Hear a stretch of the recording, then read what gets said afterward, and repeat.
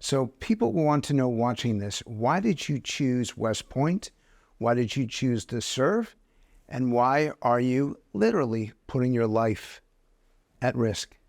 As a Gold Star son, I've witnessed in my own family what sacrifice does and what sacrifice means. This calling is a calling for something greater than myself. Where were you born? I was born in Iraq, sir.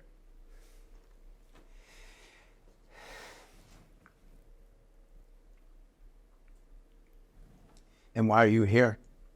I'm here because I want to serve the nation that gave me the American dream.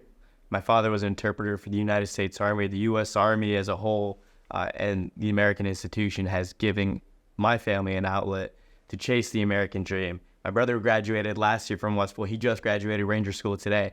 And I think having that call to service to set our lives forward and build that generational call to service, I think that you can't find that anywhere else. But you didn't have to do it.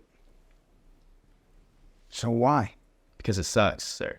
And I'll tell you why. There's a truth to it. There's something about putting yourself in a position where you're uncomfortable, where it's not always bright and sunny. But then you look to your left and you're to your right, and then you look at their smiles on their face. We're going through the exact same suck, but they're processing it with you and lifting you up along the way. You know, there's no better camaraderie or teamwork than that. What is it that the rest of Americans seem so angry with each other, so resentful of each other, so bitter with each other, and yet you're talking about brotherhood and sisterhood and working together? Why?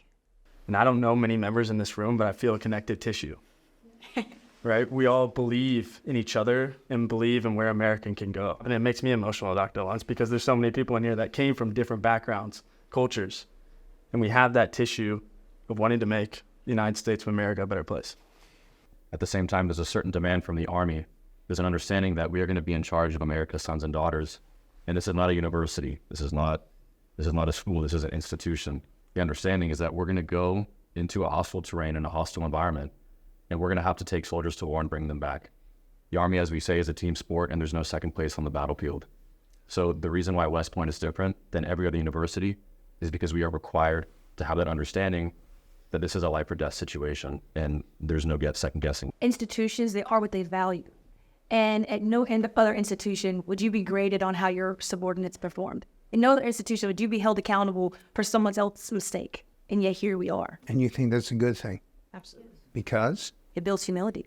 It shows you that you're not just yourself. Who are you when you have to help someone else? You're not just you anymore. It's a new version of you. Okay. Can you explain what West Point is about? For example, what is the worst day you had at this more laughs? Is everyone going to have the same answer? What's the worst day? I was cranking out about 500 words every half hour, just trying to survive at like 2:30 a.m. That was definitely a bad night. When I went to bed at about 4:45 and I woke up at about 5:30 for Sandhurst the next morning. What happened? I made it. The history paper got turned in, got an 86. And while the day was miserable, I was struggling to stay awake during class. The storm passed. You swear an oath to the Constitution. What does the Constitution mean to you? Just putting myself in the shoes of our founding fathers.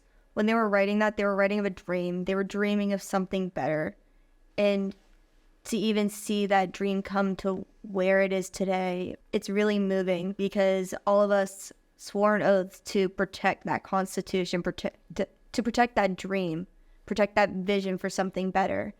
All to know that you are the best of America, and that we'll never have a privilege like this. So thank you all.